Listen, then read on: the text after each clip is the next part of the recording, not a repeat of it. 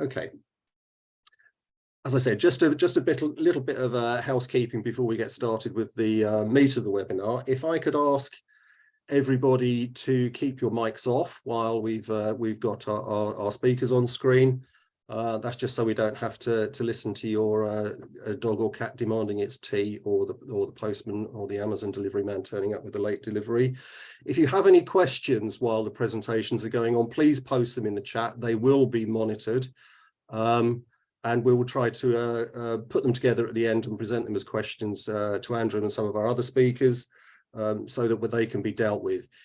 It may well be that we don't have time to get around to everything, but in that case, if you leave a question in the chat that hasn't been answered, we'll try and get an answer back to you afterwards, so you won't miss out. One last thing, if I could ask everybody here tonight, because this is part of the wider budget consultation process by Norfolk County Council, if you could actually put your details in the chat, because it's not always obvious with the details that you put in to actually register for the event. So if you could post those in the chat, just your name and your position and which council you're here representing. As I said, the recording that we make that is taking place now will be posted on our YouTube channel, and the presentation that Andrew is going to give to us tonight will be made available from our website, again, probably from tomorrow. Right, that's enough from me now on that. So tonight we have Councillor Andrew Jamieson, who, as I said, is the Cabinet Member for Finance at Norfolk County Council, who's going to be talking to us about the budget proposals. He's ably supported, I'm sure, by Joel Hall as the Assistant Director for Waste and Water Management, and we may be joined by other officers. We have a couple of other people here, Nathan and Gemma, who will be monitoring what's going on and controlling presentations and things like that. But hopefully their involvement will be minimal. Anyway, so as I said, enough from me, and that's over to you now, Andrew. Well, thanks very much indeed, Pete. That's a great intro, and welcome everybody. And I'm really pleased to be here to discuss Norfolk County Council's proposals for its 2023-24 budget with you this evening. Nathan is going to be responsible for the for keeping the slides in order, and so I'll be asking him to, as we go to the next slide. And without further ado, Nathan, can the next slide, please? So the council has a legal duty to consult on our annual budget and on any proposals that we might have in relation to council tax, which will clearly generally be an increase. We also consult on any proposed savings that change the way in which we provide any given services. And then we use your views in that consultation process to help us come to a decision about our proposals and whether they are acceptable to the people of Norfolk or not. It's actually now the fourth occasion that we've had a meeting like this, and I find the feedback that I received tonight particularly helpful. Next slide, please, Nathan. As you know, at £60 million, the scale of the budget gap that was identified in the medium-term financial strategy, which is really a precursor, part of the budget that Norfolk County Council puts on, identified in the medium-term financial strategy in February, is one of the largest that this council has sought to bridge. Now, in this, we are not alone. You might well have seen in the press that Kent, Devon, Hampshire, just to name, they've all signalled much larger problems than we have here in Norfolk. But since our budget, there have been very severe headwinds in both the wider economy and in public finances, and I'm sure you don't need me to tell you that. This has inevitably served to increase the costs that this council faces and is looking to face in the future.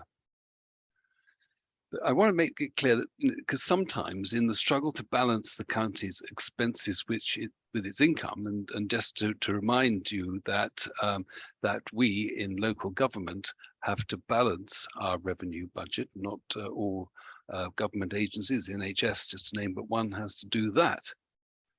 But in order, in the struggle to do that, it might well seem that my role is increasingly managerial, but I want to make it clear that alongside this annual challenge to provide services to the county as a whole and to the most vulnerable as a group, we set out our vision very clearly in Together for Norfolk. It's our business plan to put together a policy that transforms our economy, that grows our skills base, that raises our living standards, that basically makes Norfolk or helps Norfolk realize its potential. Next slide, please. So due to the size of that gap, we decided to go early in terms of budget planning, to go early into the budget setting process. And in May and June of this year, we considered an initial list of proposals which totaled £13 million, and they were considered at Cabinet on the 4th of July. We immediately moved on to a second phase, at which a further 19.5 million in savings were presented to the Cabinet on the 3rd of October. Now that leaves us with some £27 million to find. And we are to do this in 3 ways. First, at the time of last year's budget, I announced that we would implement a strategic review of how the council delivers its services. Now that was something that we originally intended to do in 2020. But we were fairly inevitably delayed as we pivoted to deal with the pandemic and the immediacies of tackling the global problems there. So I won't go into detail tonight on the ongoing review, because it's still ongoing, other than to say it is not about reducing staff per se, but it will clearly define a vision for the future organisation, including how services are run and enabling functions to work and deliver outcomes for residents better. To do more with fewer, I think it'd be reasonable. Second, I've asked about department heads for further savings, and those are currently being developed. Next slide, please. Because finally, last Thursday, we listened to the autumn statement. And insofar as the finances of local government were concerned, I have to tell you that it could have been worse. I mean, as always, the devil will be in the detail, which we expect will be announced on the 21st of December with the provisional local government settlement. So you know what I'll be doing at Christmas Eve. But we do know at this stage that a few things. We know that although long-term solutions for adult social care have been kicked down the road, for better or for worse, we have got some 2.8 billion made available to fund adult social care nationally across the country next year, and with a further 1.9 billion in 24-25. However, and we'll come to this shortly, part of that 2.8 billion assumes an additional 2% to be raised by local authorities, by councils such as us, in a social care precept. So we've got other forms of funding coming through. We do know from the government the Household Support Fund, which was due to cease in April, will be made available for the next 12 months, right through till the end of March 2024. But set against that, good news, there was a 9.7% increase in the minimum wage, and that feeds through to significant additional costs to the council for commissioned care services. But if we take it all together, I remain very confident of presenting a balanced budget to council in February next year. But there are only limited ways in which we can make savings. And so our whole focus must continue to be transforming our services to do them better and more cost effectively, and work holistically, not only within Norfolk County Council itself, but within to work with our districts and other partners like the NHS to ensure that we deliver our statutory services in the most effective way possible. Next slide, please, Nathan. So our net budget is basically what we raise in council tax, which is obviously key to residents and indeed to you as their representatives. And in the current year, we're going through at the minute, the net budget is £464 million, and it will increase subject to council tax decisions next year. And the 60 million gap I talked about earlier must be ultimately seen in the context of that number. However, for most of the time, I'm under the bonnet of the council's finances, and I focus on the gross budget, which is what you can see on the screen there. And it totals more than £1.6 billion of expenditure each year. And the chart there shows you where it comes from. As you can see, less than 30% of our revenue comes from council tax. 10% of our revenue is from business rates, which is another area where we will need to see the detail of how local government will be compensated for the costs of the reliefs for business that were announced by the Chancellor in the autumn statement. Majority of school funding at 23%, you can see the school funding there, but the majority of schools funding is a pass-through process. But I would like to pause for a moment on grant income. Now you can see two lots of grant income there, totaling 22% of the total income. And as a council, I truly believe that under this current administration, we have got much better at speaking to power, and that the amount of funding that we are receiving from central government has increased over the past few years. For example, the £50 million that we received recently to improve our bus services across the county under the Better Bus Back Better policy.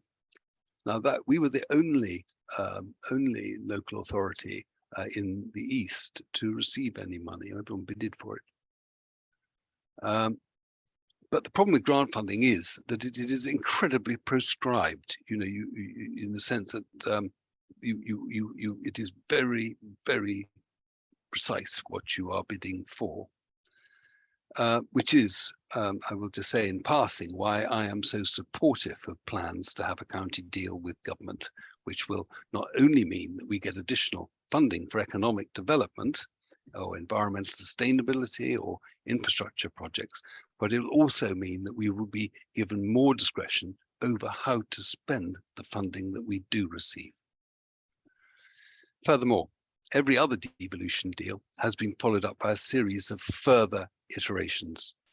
I think Manchester's on their 6th. So that there is more discretion that comes down the line over funding, as well as ever increasing amounts, and those have been made available to those who've had some sort of devolution deal or another.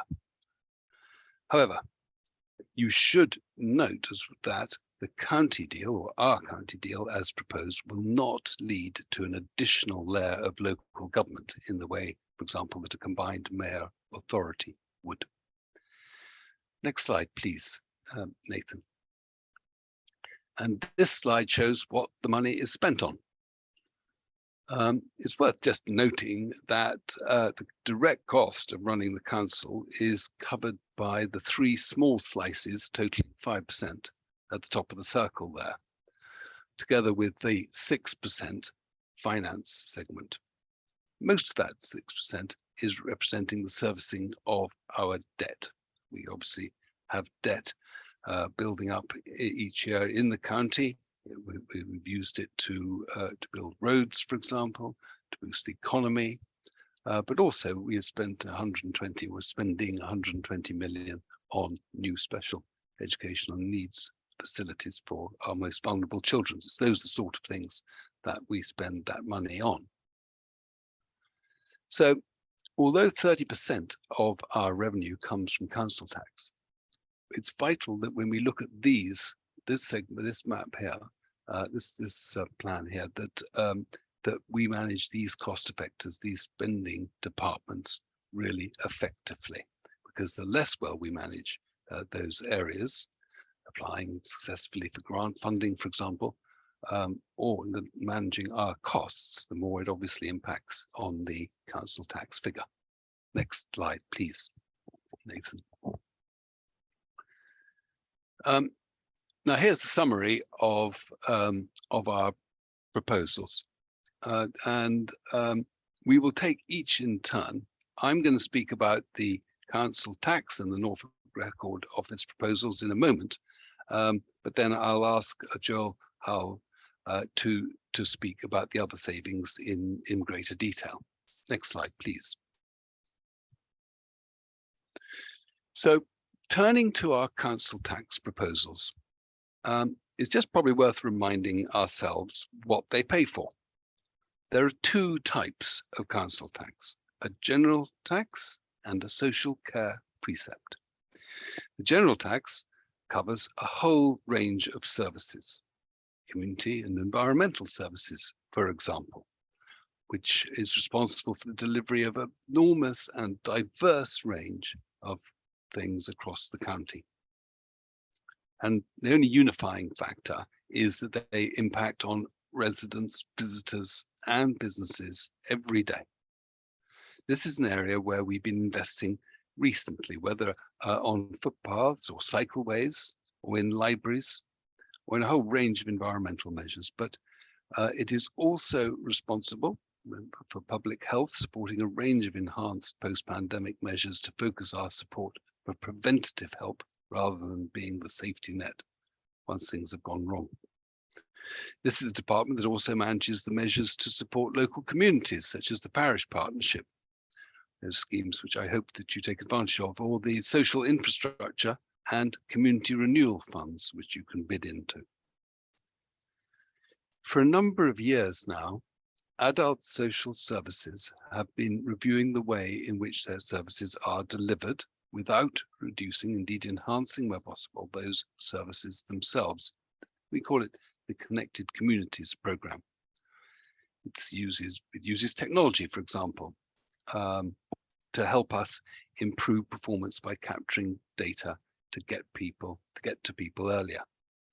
And as you can see, over 30% of our spend is adult social care, and the Chancellor is inviting local authorities to include a social care precept of up to 2% in our proposals for council tax.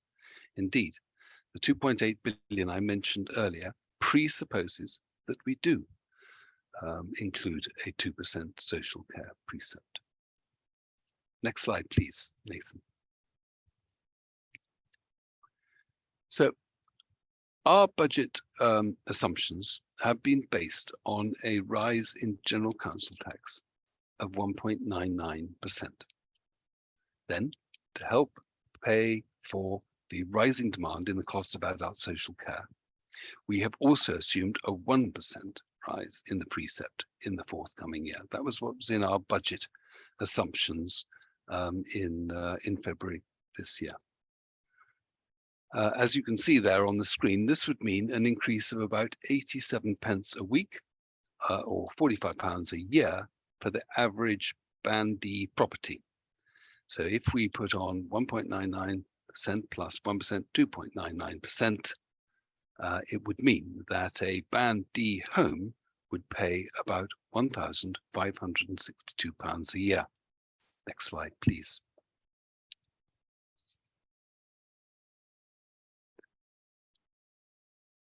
Although the consultation commenced well before the autumn statement, we thought that the Chancellor might announce something on the lines that he has, which, just to remind you, local authorities may seek an increase in general council tax of up to 3% plus an additional social care precept of up to 2% in the coming year, totaling 5% in all.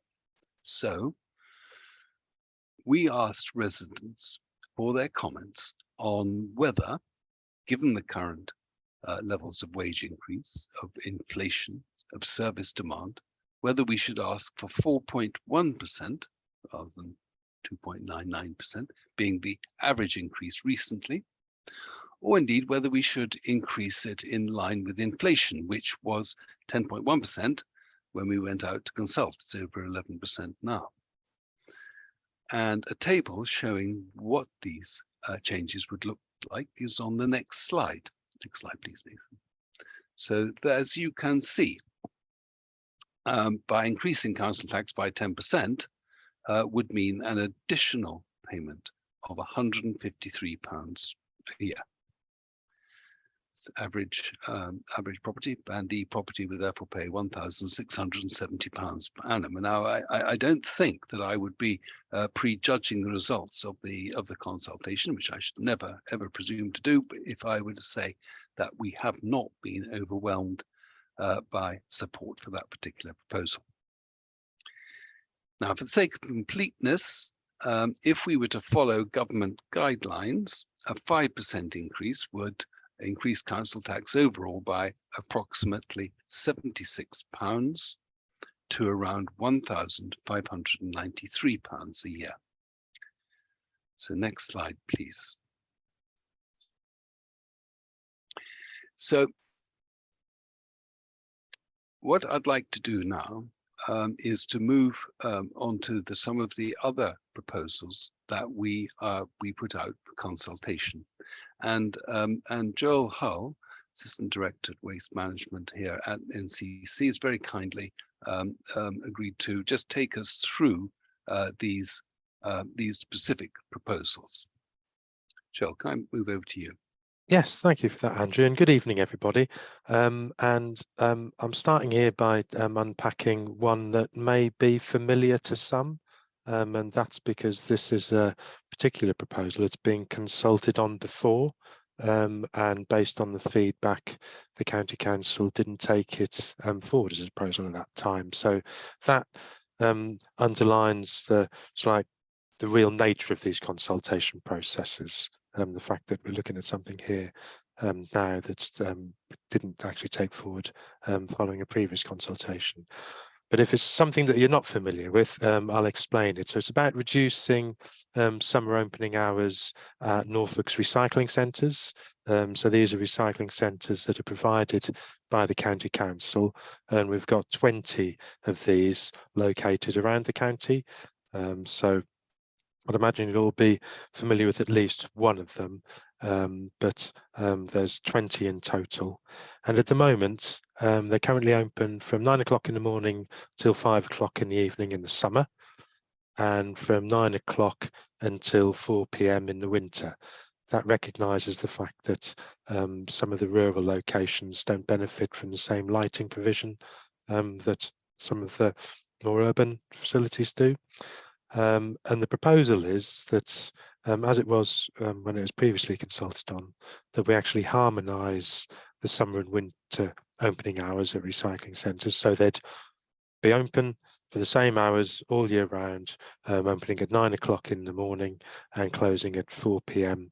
In the afternoon, summer or winter, making it easier for people to remember when things actually are open.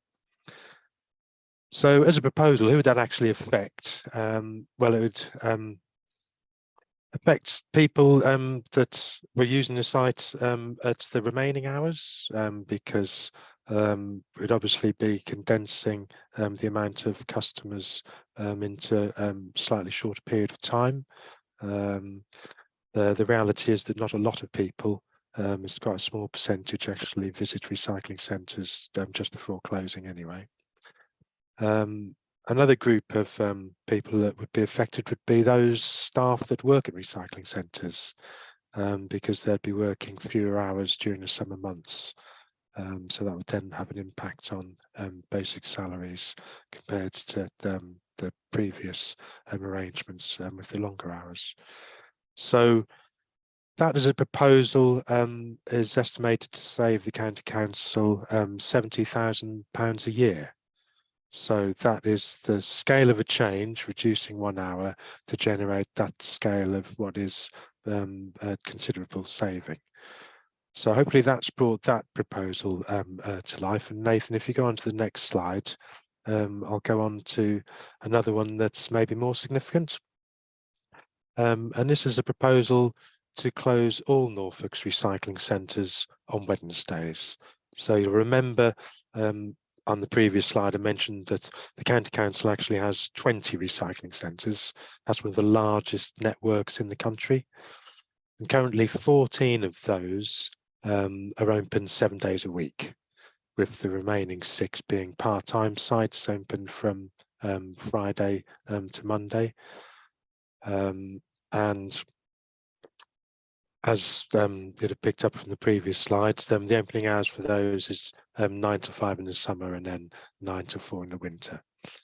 So the proposal is quite a simple one. It's closing all of Norfolk's recycling centres on a Wednesday. So it wouldn't affect those part-time sites because they're already closed in the middle of the week, but it would affect those 14 sites that actually are open 7 days a week. So Wednesday is actually one of the quieter days in the week. There's only around 12% of visitors actually use recycling centres on a Wednesday. So there's been some precision here on this proposal in targeting it at a time which is least popular with customers. And then when we look at which sort of customers it would affect and how, well, obviously it would affect anybody that had a tendency to use recycling centres on a Wednesday, which seems to be a low percentage. And it would also affect those trade waste customers, because at the larger recycling centres, 8 of them, the County Council offers a service to small and medium-sized enterprises so that they can bring in their trade waste at a convenient and competitive facility that makes it easy for them. So if they were in a process of using it on a Wednesday, then obviously they'd be affected. In terms of site staff, it would obviously have an effect on staff because either their shift patterns would change or their working hours would reduce. But in this, there's consideration has to be given to the fact that some of the staff employed on sites are agency staff. So if a change was made here, most of the effect would be on the agency staff, and then any remaining impacts felt on directly employed staff by the company that operates the site. And although it might sound novel to us as a proposal, it's actually not. In neighbouring Suffolk, they've been closing their recycling centres on Wednesdays for several years, and quite happy with that arrangement. And other authorities like Southend also have days in the week when their recycling centres are closed. It might feel novel to us, but if we look around even just the region, we'll see it's an approach that other authorities have delivered to improve efficiency. And what would this proposal actually deliver if it was taken ahead as a saving? It's around £200,000, and that's what's been calculated, and that really relates to the reduced hours in terms of the staffing effect. So that's hopefully made that one more real and put it into a bit of context. And Nathan, if we go on to the next slide, I'll highlight another one from within the department, which is about reduced weed spraying on highways. So why does the County Council do this? Well, it's actually got a legal duty to maintain the highways, and that includes footpath verges as well as the roads, and keeping them and making them safe. And that process includes weed control.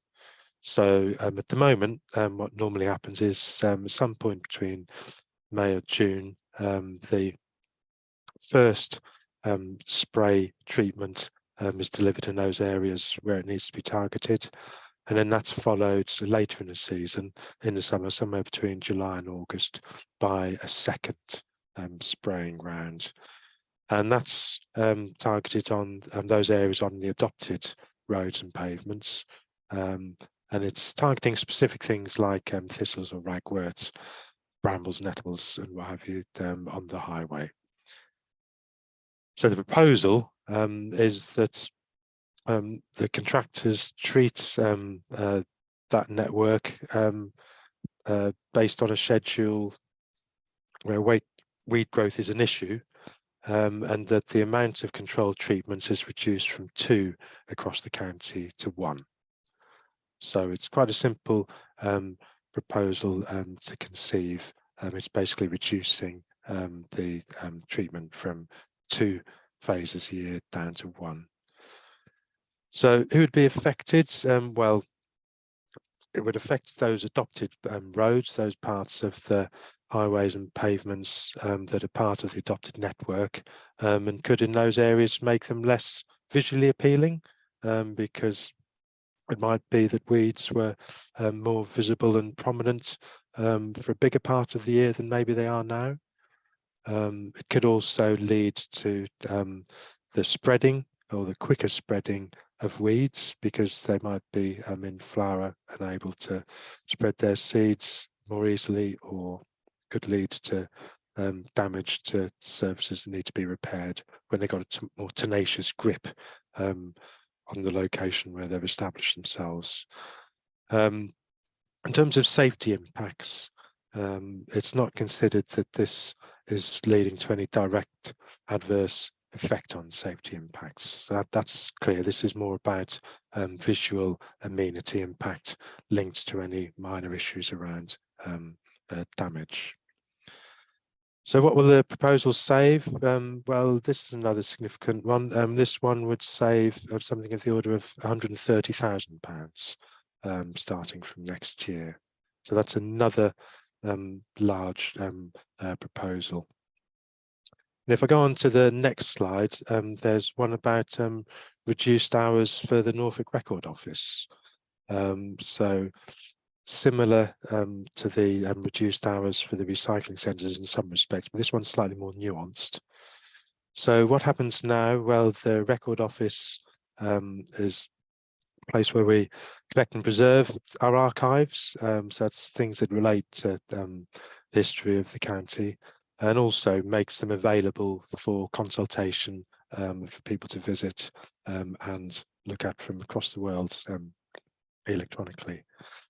And one of the services that the Norfolk Record Office provides is a public search room where people can come in, can access the collection freely for whatever purposes they need to consult things, whether it's for particular courses of study, general interest, or whatever. And currently that office opens from Thursday to Friday, 10 till 5, which is a total of 28 hours per week. So that's where we're at now. So the proposal is essentially to reduce the opening hours, but to balance them out a bit across the week. So it's to close the record office to the public on a Friday, but to compensate for that by extending the opening hours on Tuesday, Wednesday and Thursday by opening half an hour earlier. So changed on a Friday, but then compensated through, or partly compensated through changes in other parts of the week, which would then mean the new opening hours would be Tuesday to Thursday, 9:30 till 5. So if these were proposals that were taken ahead following the consultation and consideration of all the responses, then the Norfolk Record Office would be open for 22.5 hours a week compared to the current 28 hours per week. So who would that proposal affect if it were taken forward? Well, primarily the users of the search room, they'd be affected because even though we've looked at when most visitors tend to look at documents in the public search room, there are some that would be affected by a change by closing on a Friday. But Friday is the least busy day, and most visitors do tend to visit in the morning. So you can see again that this is a proposal that's crafted with precision for the minimal impact, and bearing in mind the current customer practices. And if we take a wider view, this isn't something that actually relates to the King's Lynn Borough Archive. That would be unchanged. This is about the Norfolk Record Office very specifically. So in terms of the saving here, this is calculated to save us £22,000 from next year. So that's hopefully brought four of the proposals into a bit more context and relief. And I think as a key point, it's that link through to the consultation process. So I don't know if you want to pick up from there, Andrew, and explain the consultation process. Yeah, thanks very much, Joel. That was really great. So look, I just want to put this into context of what Joel has been talking about here. The three proposals within the sort of environmental side, the weeds Wednesdays, and the reducing the summer opening. There's a total there of £400,000 saving there, and a further £22,000 saving from the Norfolk Records Office. When we're changing the hours, of course there are fewer hours, but we do know when people use the service. We do know when people want to use the service, so that we're trying to fit that need. And I just want to end up where we came in. There was a £60 million gap that we have to find here. And so we have to work with, what must we have, not just what's statutorily important, but what must we deliver for people of Norfolk, and what are nice to have. Okay, and that's a decision that we are making with your help, but we're having to make the entire time, and to bear, I don't want to get the violin out and feel sorry for me, but just bear in mind that we're very much at the end of an austerity program. That there's been £505 million taken out of central government funding for this county council since 2011-12. It's not an easy garment to knit together with the funding that we have at our disposal. So this final, before I open the floor to questions, this final slide here shows how we are consulting, and I do urge you, please, to notify residents of the online form, or if they want to use any of the methods shown on the screen. Anyway, now you've heard more than enough from me. Gemma, Pete have been keeping a close eye on the chat, and I think they've grouped questions where broadly similar themes have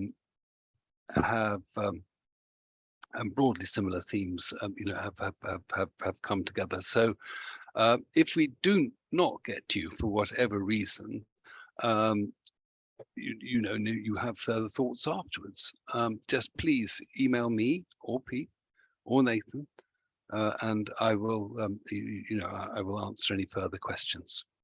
So if I can just ask Gemma or Pete just to put questions together, or indeed while they do so, if there's an early question for me to answer. Indeed, thank you very much, Andrew. Thank you very much, Joel, for those words. Right, throw things open now more generally. While Gemma has a quick look at the chat, has anybody got any questions they'd like to ask quickly while we put that together? Right, Sarah, you've got your hand up. You need to unmute yourself. Right, Andrew, you mentioned additional pressures, wage pressures, and so on. Can you say what they specifically mean to Norfolk? Yeah, thank you, Sarah, for your question. So we set the budget, said, in February, and at that time inflation was we were concerned about inflation, and we had assumed, depending on the service and what we were requiring, anything between say 3 and 6%. But we obviously need to look again at that. The inflation is now running at over 11%, as I said earlier on, and that is particularly impacting upon this county council's energy and its fuel budgets. But there are a whole load of other lines which which will be impacted particularly where contracts are pegged to specific rates to the CPI and RPI, for example. And this will very much be the case in a lot of the services that we contract out through for our adult social care. And then there's the pay award. You may well have heard that an offer has been made and accepted by unions, and it's a fixed increase of £1,925 a year for all grades. Now, such an increase that would mean that someone on the lowest grade would get about 10.5% increase. But overall, the impact on the pay bill is approximately a 6% increase. And so that would add, we assumed in our medium-term financial settlement, we assumed some 3%. So that adds an additional 7 million, more or less, to the cost of providing the services. The national living wage, you will have heard in the autumn statement, has just gone up by 9.7%. We had budgeted about 6.5%, and you know, to say inflation was half that at the time, but you know, but that additional cost to the council we're still working the exact numbers through, but we sort of 8 to 9 million, that sort of thing. And so you know, these impact us. Just bear in mind, so we can sort of keep the whole thing. When one starts banding millions about it, all gets a 1% increase in council tax will raise about £4.5 million. So you know, the moment the minimum wage, national living wage is increased, that's great, but that's at the end of 2% increase just right there. So those are the sort of impacts that having. Now, the good news, if you like, is that you know, working really closely with our major spending departments, we are able. Forgive me, the wording isn't going to be perfect, but there we are. We are able to eat the increase in this financial year 22-23. So it's not something we're going to be passing on, but it has had an effect on our ability to find next year's money. And I mentioned that £60 million gap. Now, usually there are things which come in to mitigate, and there are a number of mitigations which are in place. I mentioned the strategic review. There are a number of what could broadly be called corporate finance options, which is the use of capital receipts, for example, selling things, to act as a counterbalance. So I don't think that these additional costs make that £60 million gap any worse, but it certainly hasn't made it any easier. Thank you, Sarah. Right, thanks for that, Andrew. Russell, I noticed you posted a question in the chat. I don't know whether you'd like to actually ask it personally rather than it leaving Gemma to translate it. Right, Russell, you need to turn your mic on. Okay, thank you very much for the presentation, Andrew. Really good. And my question's a bit similar to Sarah's, but just trying a bit more flesh on it, because you know, from where we sit with inflation at 10% and you know, the likely pressures on the pension fund and the likely increases in service demands that you're facing at Norfolk County Council, particularly for the services you provide, it does seem a bit harsh of the government to, well, it's welcome obviously to allow the extra 2% on social care spending, and that obviously that's really essential with what we're seeing in locally at the moment with hospitals and so on. But yeah, do you just think there must become a time when the government must acknowledge that you know, the non-social care spending needs to go up by a bit more than is being allowed at the moment, and you know, whether there's any realistic hope that you know, with the pressures across the whole country, whether you know, for once the council may be more realistic about what it allows the increase for the, you know, the non-social care spending to go up by, you know, particularly with inflation as it is. Really nice to see you, Russell. So good to see you, and thank you for the question. So let's just unpick that. So you know, it is one of the things that would no longer annoys me, and it just, you know, I'm just inured to it. But the way successive chancellors have given us all an extra, for in this particular case, 2.8 billion for adult social care. And I now don't even have to look at the small print to know that Muggins local councils are actually going to have to fit the bill for quite a bit of that, 700 million in this particular instance. Now, but you're quite right, the rest. But when you look at that little circle that we had up on the screen earlier on, you do remember that some 70% of the money that we spent is spent in children's services and adult social care, and that is as it should be, in the sense that we are all about as a society, aren't we, putting our arms around the most vulnerable in society.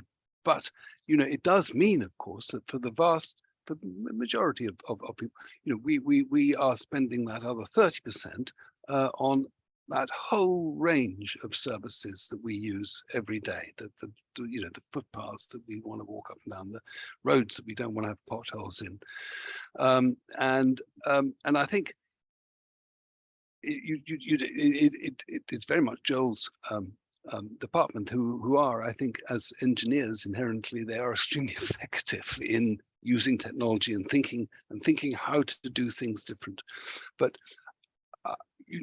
obviously, I would like to turn around and say, yes, of course, the government should give us more money for general. But you know what? In the where we live, they're not going to. In the world we live in, they're not going to. And therefore, it is vital that we, Norfolk County Council, member for finance, keep and retain a very firm understanding of how spending happens in a 1.6 billion annual budget, and how we can use new technologies to genuinely transform the way in which we do things differently. And it is terribly easy to be cynical about this. Oh yeah, transformation is just another word for cut. It isn't actually. I mean, there are an awful lot of really professional individuals within Norfolk County Council, working and thinking hard about how we should do things differently. When it comes to looking at our own self rather than the services that we provide, it's often very difficult to look at oneself and say, how can we improve? And that's really where a strategic review comes in, so that somebody can come in and talk to us about how people have done it in this segment of the NHS or that local authority over there, and help us get better. And so, without wanting to prejudge anything in the strategic review, in the October cabinet, we did have an early paper on the strategic review and how that was going, and we were looking at that stage for about 15 million of savings from there. So if you think, we're at 32, that's another 15. We're getting towards that 60 million quid. There's a 13 million gap there, some of which will be, I think, filled by what we have heard from central government, excluding, I quickly say, that increase in council tax bans before we have to have a referendum.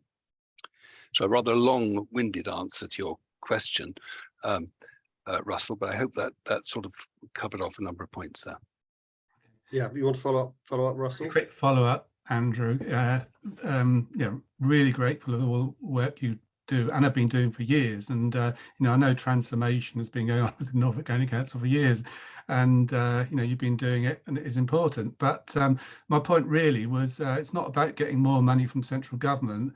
It's more of a recognition that perhaps local people might be willing to pay a bit more for the services they receive, but that's what the approach that central government is taking. But they then make it so much harder, or make it impossible, for local authorities to follow their own approach. Yeah, I agree. I mean, yes, it is. I mean, I think it's fair to say, I think that some local authorities, Kent and Hampshire, I would be very surprised if they put up council tax by anything less than the maximum. I mean, there's particular reasons in Kent, obviously, with asylum seekers. But I mean, the fact is they have a tough old budget to fill. I am I am aware of, of the costs and, all the things which we as residents are having to pay more on. And I am therefore extremely reluctant to go, okay, well, there we go, I can go to 5%, that's it, ping. Because what I want to, I'm very aware of the costs that the people have to bear. So that's the answer. But having said that, I'm also very aware. The bizarre thing is, the guy sort of said, I think I've got this budget taped. That's really, really stupid thing to say. But I am a confident man. But then I look forward to next year, all right, and everything goes on again. So the council tax increase one builds into the program this year has an inordinate, or if you don't build it in this year, it has a knock-on effect next year, and then you're looking at the services and so on. So this is the sort of balancing act that we as a county council are dealing with at the minute. Thank you. Sarah, I think you had your hand up as well a moment ago.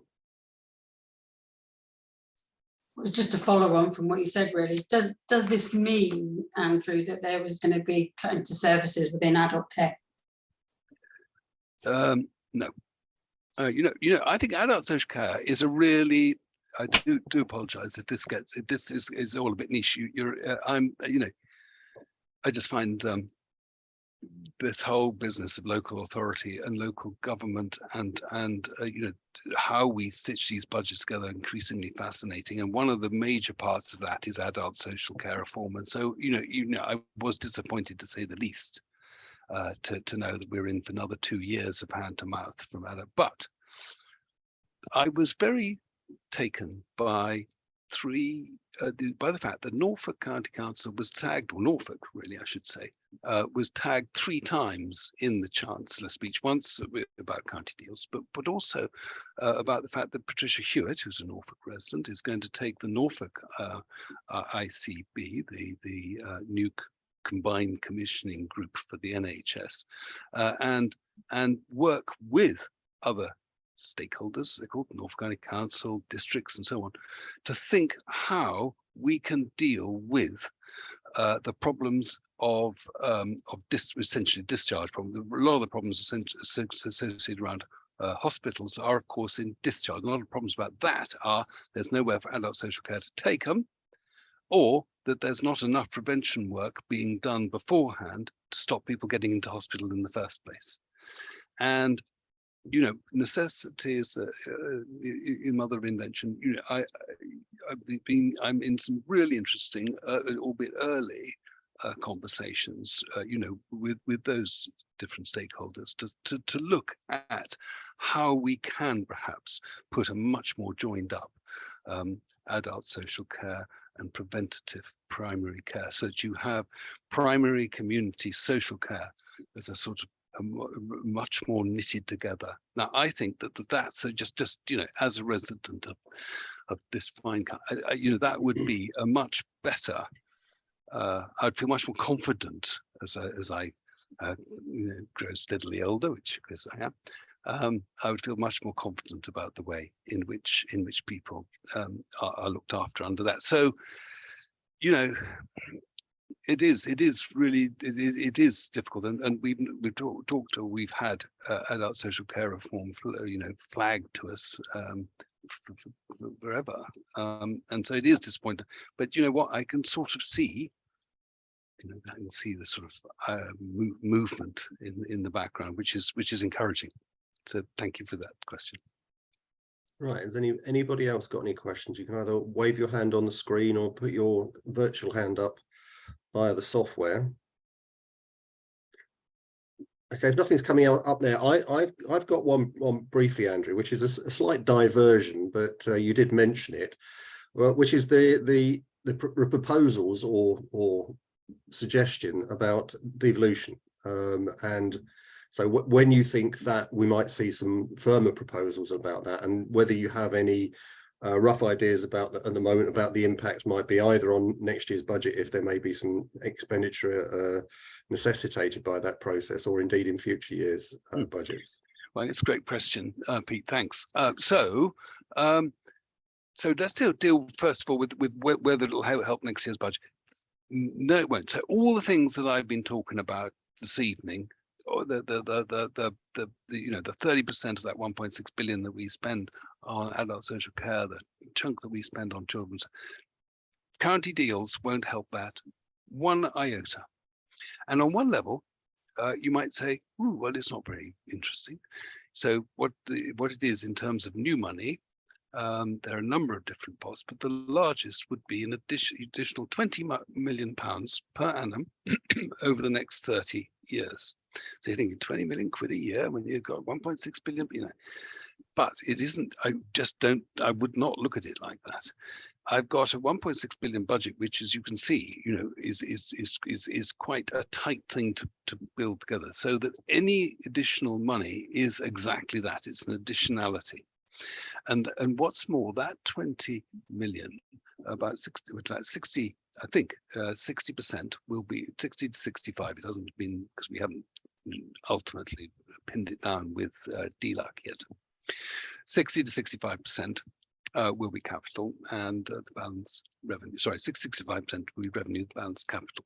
Now, the interesting thing about that revenue amount is that I could use that say to 10 million, and I could go out and borrow, say 140 million, use that money, because remember, I'm able to borrow money fixed for up to 50 years.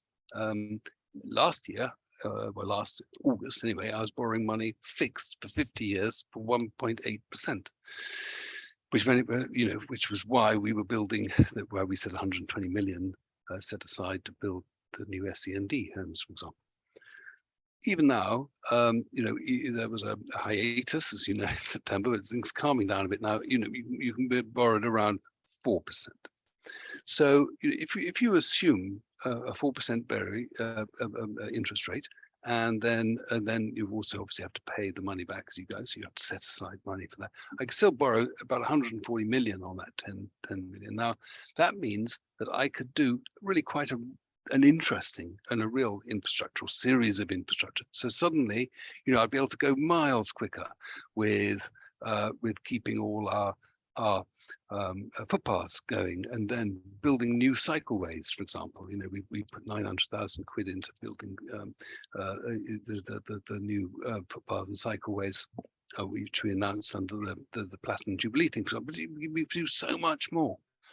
So that's really the investment side. But then there's also the other point, which is, we get a chunk of money from the DFT, around 42 million a year. But they are unbelievably prescriptive about it's going to do stuff for potholes and that for them, and it would be so much more effective if we were allowed to have the discretion at a local level to be able to choose what we wanted to choose on transport, and if we wanted to do it to spend more money on, I don't know, building a railway, one would have more flexibility.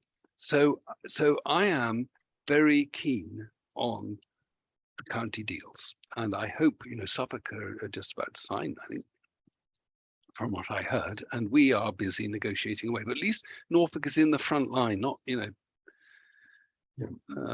And I think that's important, and I think that because I think the odd thing about a mayor, a single elected leader, is that they definitely, I think they definitely get much more interest from people. So that not only does Westminster find it far easier, Whitehall, I perhaps should say, find it far easier to phone up a mayor. It's absolutely clear that the mayors or mayoralties got they get so much more money than the rest of us do. I mean, you know, we did quite well in transforming cities. For example, we got quite a bit of money for Norwich, and compared to other county councils, we didn't do badly. But the fact is that the half of it had already gone out the door to the mayoralties before the county councils got to dibs up the rest. They seem to find, so Whitehall finds it much easier to phone up a mayor and know who's in charge. And then, of course, the concept of a mayor is terribly well known internationally. So it's much easier. I was speaking to Ben Hitch, the mayor of Teesside. You know, he gets phone calls from all over because he's the mayor, and everyone knows who the mayor is, right? If you're in the States, you know the mayor is, but you also know the mayor is in China, you know who the mayor, you know, it's an easy thing to understand. So the profile of the county gets better, and therefore the funding that follows that gets better. You have to, you know, that is my belief anyway on it. Yeah. So I suppose what you're saying is, what I take from that is that it should both make finance more flexible and more able to be directed in the ways that you and you know the other members of the cabinet will want to, but equally it would raise the profile of Norfolk as a place and move us to the top table. And I'm sure there are plenty of people sitting around their cameras tonight, and indeed who are linked in through our association, who could come up with lots of suggestions about how you might spend Yes. pots of money like £140 million. I'm sure you could spend it several times over. Any other questions from anybody tonight? Sarah? Keep asking too many questions tonight, you're going to ban me in future. We just had the autumn statement, Andrew. What did it mean for Norfolk? Okay, well, there was quite a bit in there, and I reckon, says he, getting his crib sheet. I mean, the main thing was what I was talking about earlier on, which was really throughout, you know, that 2.8 billion for local governments overall.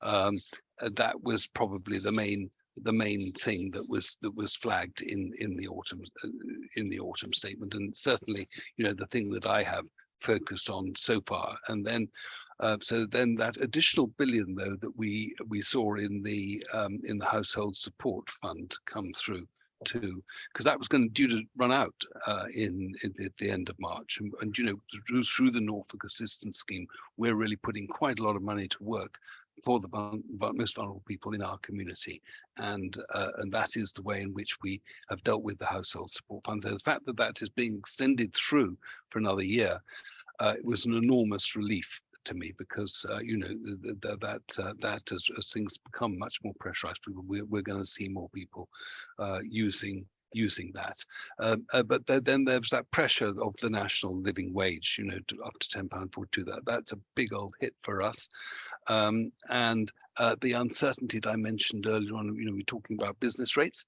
and there was a hint or a statement that the Chancellor was going to help on business rates, but what he didn't say was whether the poor old that picks the pocket of AD Jamieson by reducing the amount of business rates that we get now. Normally, in the past, the local authorities have been compensated because of any loss of income due to relief on business rates.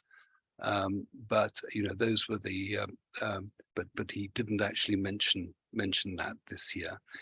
You know, there will be an impact, I think, for us in terms of the sort of freezing.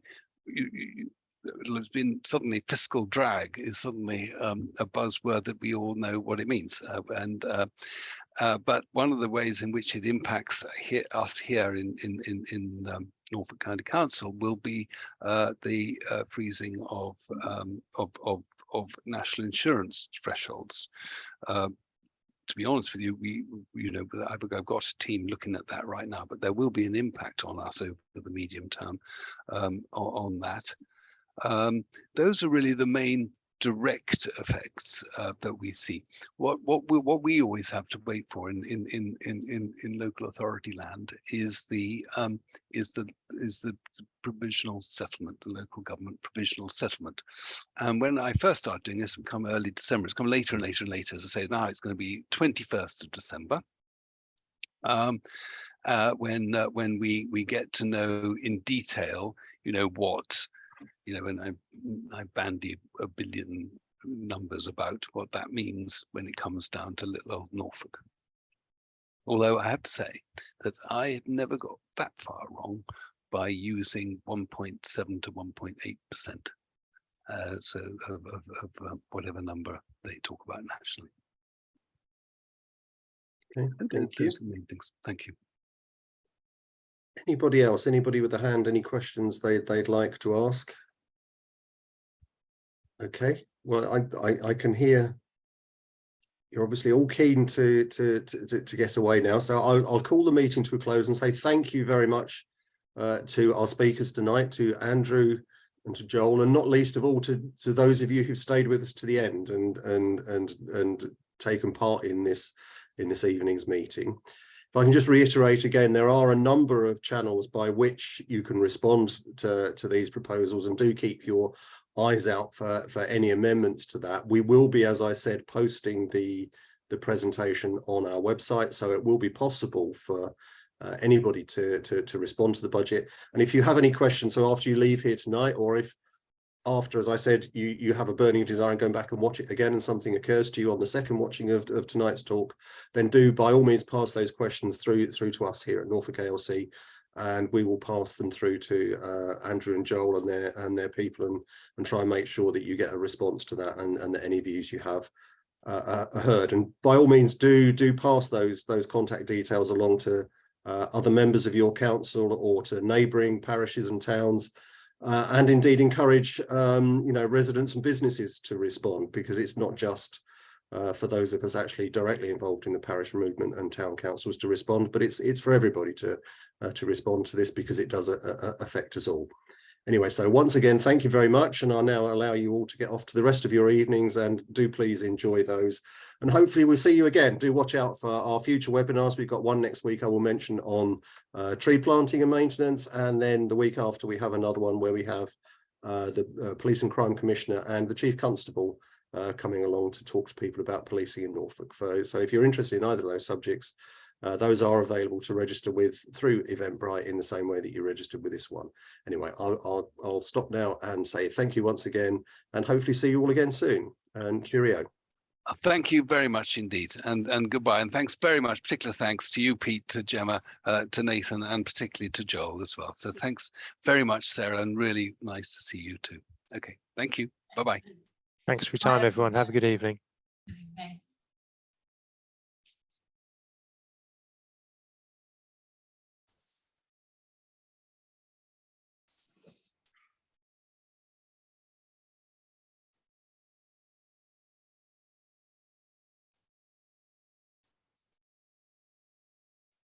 I think Steffi must be having a tea, Andrew.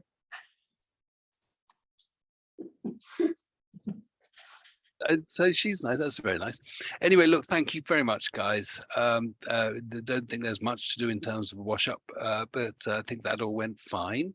And if you get any questions back, then that'll be great. But I hope that had a circularity to it, if you know what I mean, that it sounded okay. No, okay, well, thanks for your time, Andrew, and Nathan, for all the work you've put into that. One of the things that I did mention there that we will do is we do satisfaction surveys afterwards. We send out a questionnaire to people who've attended and just get their feedback on that. So once I've got those results back, it usually takes a couple of weeks for it to feed its way through the system. I'll send a copy of those through to Nathan so that they're available to you as well. Thank you. I'll send you a copy of the chat with the contact details in, and the people who actually registered as well.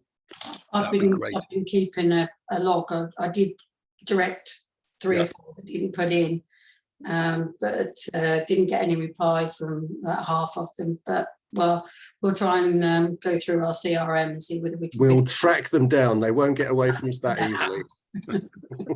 Great. Thank you very much. Okay, Anyway, guys. Thank for you your so time. much. Cheers then. See you again Bye. soon. Bye, Bye. Sarah. Bye. Bye bye.